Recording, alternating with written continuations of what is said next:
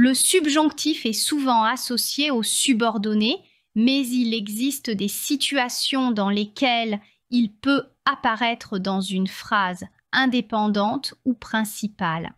Prenons le cas où le subjonctif est utilisé pour exprimer des souhaits, des ordres ou des interdictions.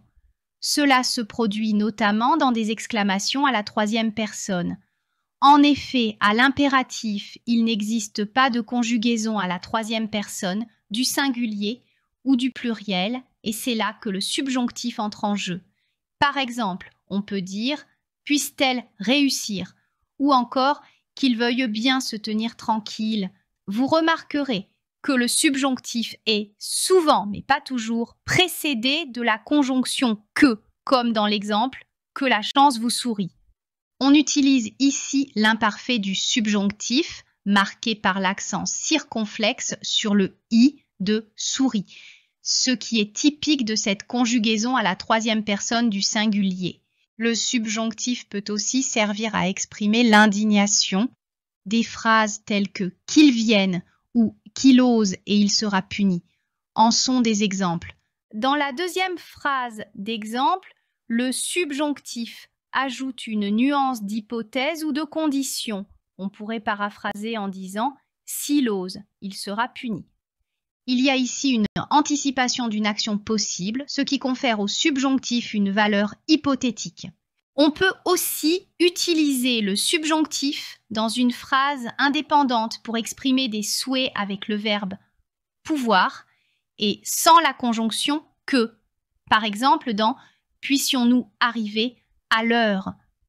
Le souhait pourrait également être exprimé avec d'autres verbes que pouvoir, mais uniquement si le verbe est conjugué à la troisième personne du singulier ou du pluriel, comme dans « Périsse le Troyen, auteur de nos alarmes ». Il existe aussi une forme courante où « que » est suivi du subjonctif pour exprimer un souhait. Par exemple, « que la chance t'accompagne ». Le subjonctif peut exprimer des regrets, des concessions ou des ordres.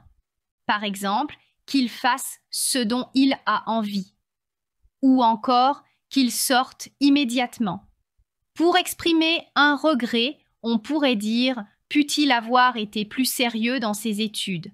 Le subjonctif plus que parfait est formé ici avec « put » conjugué au subjonctif imparfait suivi de l'infinitif passé avoir été. Cette construction exprime un regret concernant une action passée qui n'a pas eu lieu. Une subordonnée peut être reliée à une proposition principale dont le verbe est au subjonctif. Par exemple, dans la phrase « qu'ils nous expliquent leurs soucis afin que nous puissions résoudre la situation », le verbe « explique » au subjonctif présent dans la principale exprime un souhait ou une demande. La subordonnée « afin que nous puissions résoudre la situation » possède aussi un verbe au subjonctif présent.